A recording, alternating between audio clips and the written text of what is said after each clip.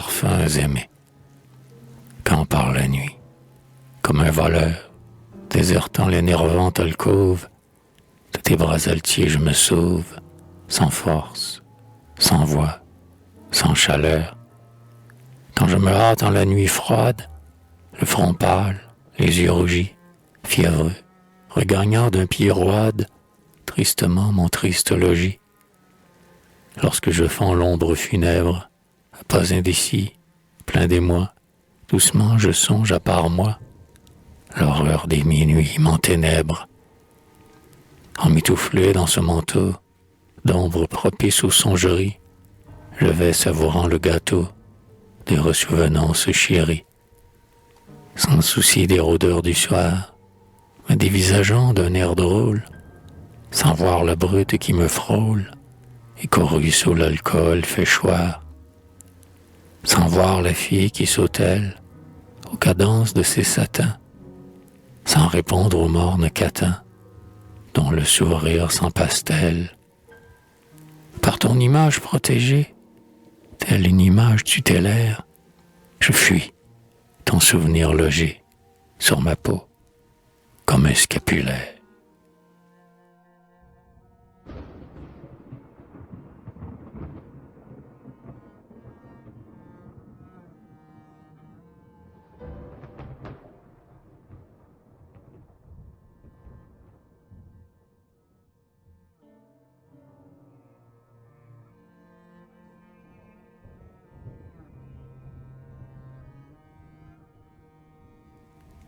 Ô toi sans colère le vent, lamentable, la girouette sans diable, grince, pirouette, sous le ciel noir qui va pleuvant.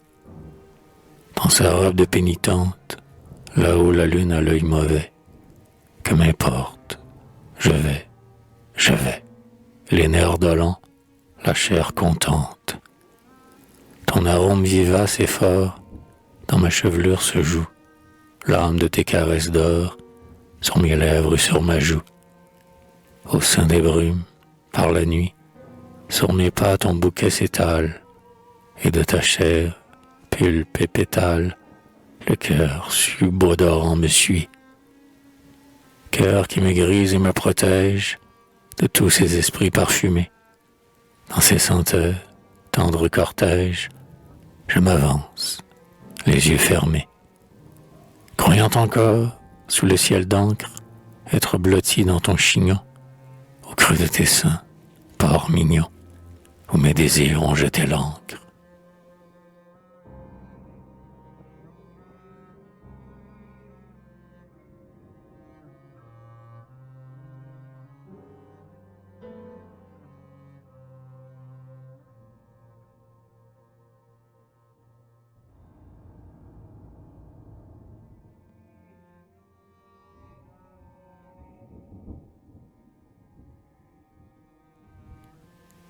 Buveuse de phosphore, je tiens en ânes et mazettes, courant le soir, les guilles doux, se vendant pour des anicettes, parlant aigre, mais buvant doux. Ouais, j'ai l'horreur de ces gamines, aux jeunes instincts malfaisants. J'abhorre leurs gestes, leurs mines, déjà perverses, de 16 ans. D'un vice niais fleur précoce, s'étiolant en une nuit, que glaner dans ces tristes cosses, leur corset où niche l'ennui. Elles portent des gorges plates, sans nul frisson avant-coureur. Peut-on aimer vraiment ces lattes, à faire haïr la maigreur? Cependant il n'est pas de fête, où ces puériles beautés, parmi les foules stupéfaites, n'arborent leur sotte gaieté. Noceuses, la nuit, pour leur robe, le jour, travaillant pour leur faim, d'aucunes sont fleuristes probes, d'autres blanchisseuses de faim. Par-ci, piqueuses de bottines, et par-là, piqueuses de gants, les autres taillent, libertines, la chemise des élégants. Leur nid, c'est la vague mansarde, où rôde un musc de mauvais lieu, en tête du lit dur luisarde, quelque vierge ou quelque bon Dieu. Quand les guignons les abandonnent, elles épousent des coucous, sans cœur ni sexe, qui leur donnent moins d'heures douces que de coups. Chez elles, jamais rien n'accuse, ni tresseau d'un tempérament. Sans passion et sans excuse, elles se livrent bêtement. Leurs amours sont des flâneries. L'homme pour elles n'est qu'un bras, à les conduire aux brasseries, à les poser aux alambras. Sans soif, ainsi qu'elles caressent, elles boivent comme des trous. Leurs cerveaux constamment paraissent. Elles n'ont ni mots, ni froufrou, et conservent aux équipés, intactes, leurs minces raisons. Ô désespérantes poupées, dont le ventre est rempli de sons. Elles n'ont ni désir, ni rêve, ni rire intelligent, ni pleurs. Ces piteuses fillettes d'Ève ont croqué la pomme en sa fleur.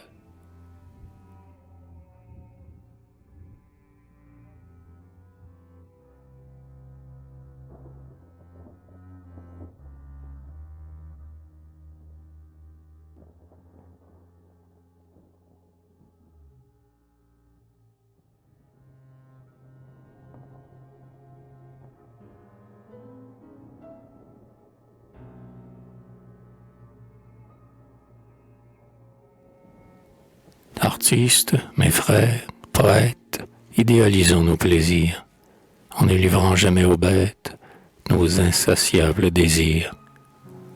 L'esprit épanouit le vice, il faut fuir la banalité, que la maîtresse nous ravisse, beaucoup par son étrangeté. Il a de ces femmes bizarres, dans leurs terribles arsenaux, étincellent des armes rares, qui recueillent d'âpres fourneaux. Leur regard aigu, c'est un glaive, jusqu'au moelle vous transperçant. De leur chevelure s'élève un parfum sauvage et puissant. Leurs caresses sont des blessures, qui font saigner l'âme longtemps, et leurs baisers sont des morsures, leurs larges baisers éclatants. Sur leur chair aux nerveuses formes, plane un fumet subtil et fort, mieux que les pâles chloroformes. Il vous enivre, il vous endort. Il vous berce sur des cadences d'une irrésistible langueur, mais aux farouches confidences, se chuchotant de cœur à cœur. Quand les morts, la coquetterie, ensorcelante déguisée, par une pointe d'hystérie, la ritournelle du baiser. Il leur faut amour à leur taille, amour exigeant nourrir. Leur lit est un champ de bataille, on y doit vaincre ou bien mourir. Arrière, les vertus grincheuses, rien jaune du bout des dents. Levez-vous, mauvaise coucheuse, regarnissez vos fronts pédants. Les cheveux ombragent vos nuques, notre cuirasse est sans défaut. Nous ne sommes point des eunuques, voilà les femmes qu'il nous faut. Aimons-les celles-là, poètes, à leurs pieds couchons nos verdeurs, nous verrons germer dans nos têtes les sonnets aux chaudes odeurs, les strophes aux rimes ailées, le vers chatoyant et gaillard. Peintres, aimons-les d'amour zélé, elles savent réveiller l'art. Et l'orgueil aux voix turbulentes, au fond des cœurs désespérés, et dans les pulpes somnolentes, des cervelets, des phosphorés.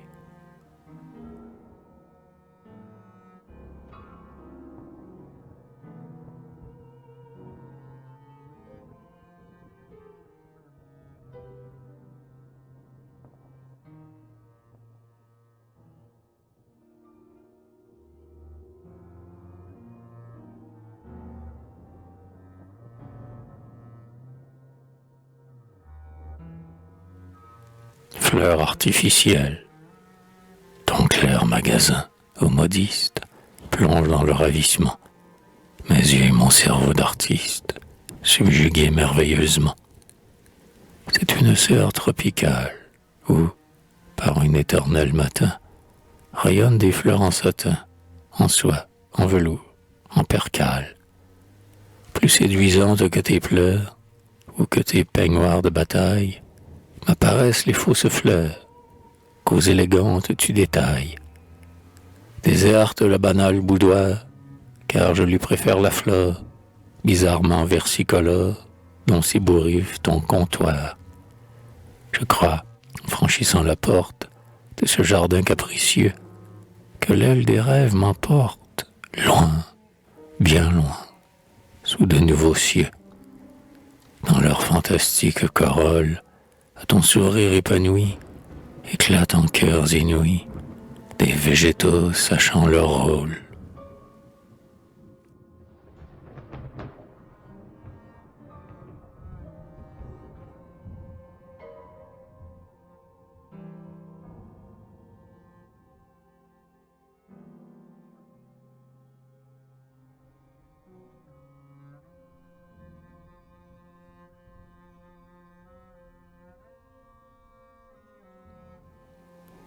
Près d'un bleuet en calicot, fleuri sous d'autres latitudes, tout noir, un grand coquelicot prend de funèbres attitudes. Une tulipe de velours penche sa tête mauve et pleure sur des grammones d'or qu'elle effleure de ses pétales ronds et lourds. Ophirie au reflet de cuivre, hautaine sur le fil de fer, lève son front où le faux givre a mis comme un baiser d'hiver. Ophirie et bien d'autres roses, s'émerveillant de leur satin, extraordinaire éteint dans de joyeuses coupes roses. Une aube en verre file et met, s'arroser aux fruits de la ronce, l'aile d'un papillon gourmet, lui dans les calices de bronze. Rival d'un rameau de pyrrhus, un liseron grenaille vase, aux lèvres nageuses d'un vase, son entonnoir de papyrus. La mouche de jet à maraude brille aux clochettes du muguet. La cétoine aux yeux d'émeraude, dans les narcisses fait le guet. De flamboyantes renoncules arrondissent leur taffetas au caprice que tu montas sur de fabuleux pédoncules. Au cœur d'un lys artificiel, l'aile d'azur d'un scarabée semble, firmement tombée, une gouttelette de ciel.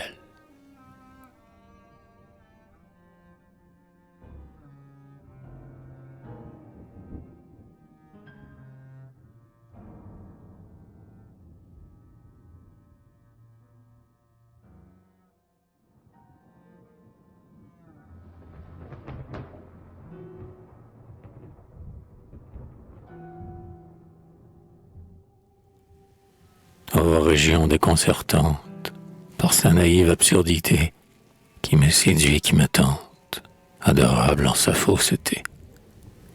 Où te lèves-tu, soleil pâle, dont les rayons inexpliqués, sur ces chers bouquets compliqués, versèrent l'éclat et le hâle. Sous quel cieux et par quel degré croissent ces rigides corbeilles, que ne vient souiller nul engrais, et que respectent les abeilles? Dans quel mystérieux grenier s'emmagasinent leurs semences, d'où leur viennent ces soins immenses, et quel surhumain jardinier, en un jour de folie étrange, osa rêver votre beauté, fleurette dont rien ne dérange la sereine immobilité. Sa fantaisie aux doigts agiles enlumina vos fins émaux, et sut implanter vos rameaux dans de merveilleuses argiles.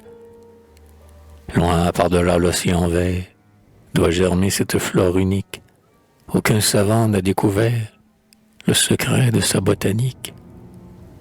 Sur quelque rivage écarté, c'est un paradis. Oh merveille, sans lendemain comme sans veille, fait de couleurs et de clarté. Cet Éden fécond en mystère a proscrit immuablement de ces impassibles parterres l'odeur, le bruit, le mouvement.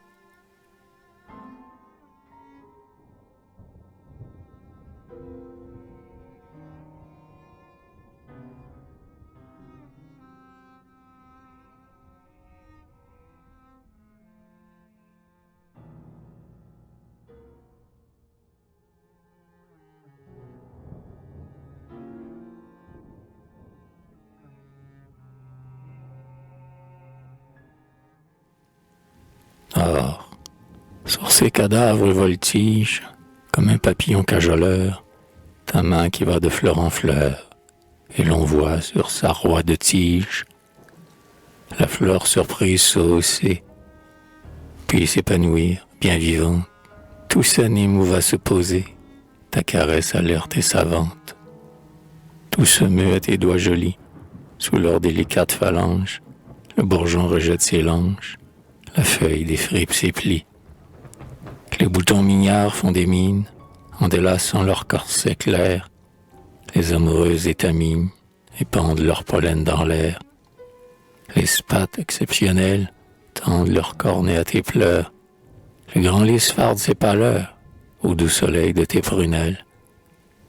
Émerveillé, le papillon agite ses ailes et joue, perplexe entre le vermillon de tes roses et de ta joue. À tes attouchements subtils, à tes coups d'ongles, le pétale voluptueusement s'étale et forme une alcôve au pistil. Le scarabée aux ailes bleues a remué la patte. Il court, à vos mâts de cocagne, que, deuil auquel il fait secours. Cependant les floraisons fausses se groupent en riches bouquets, parfumés à tes doigts coquets, ô modiste, et métamorphose, parmi ces fleurs mortes prenant vie à ta main providentielle, tu me parus, incontinent, être la fleur artificielle.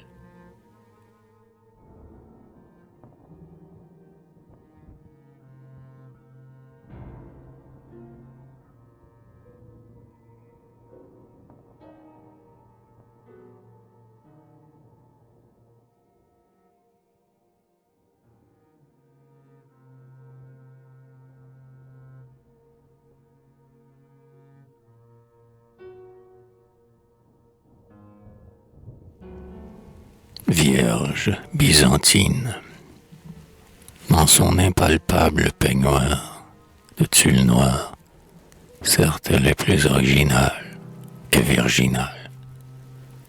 Son corps de plâtre luisant, bien séduisant, il semble, en le crépon morose, un éclair rose.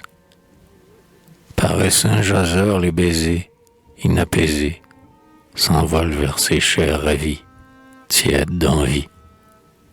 Elle est exquise de beauté et de bonté, mais à travers le haut bas souffre, brille, j'en souffre. Aux yeux tristement éblouis, quelques louis, pourquoi m'apparaître vénal, l'original? Pourquoi faut-il que l'affligeant et bête argent, au bout de ta surcaresse, nous apparaissent? Je ne cherche point ton amour, ni ton humour. Cesse de languir ton échine, belle machine. Laisse-moi donc, je ne veux pas de tes appâts, ni de ta bouche trop savante, et qui s'en vante. Sans poivre éclate mon menu, je suis venu pour voir tes payeurs de champagne et tes compagnes. Pour vos rires, pour vos refrains, gais et sans frein, je suis venu pour voir du rouge, aimable gouge, du vert, du bleu, du cramoisi, du jaune aussi, et pour humer les aromates de vos pomates, pour noter les parfums rôdeurs, des mélodeurs, qui sont l'encens de votre turne, peu taciturne. Sur les lambris du mont doré et mordoré, en une pétulante tache, le corps détache sa silhouette et ses contours, aux vifs atours. Pourtant, obsédante équivoque, ce coin m'évoque. En son monde pâle et pimpant, se découpant sur des fonds où l'on voit se suivre l'or et le cuivre, les vieux chefs-d'œuvre byzantins, où, mécatins, luisent les vierges chlorotiques, des bons gothiques,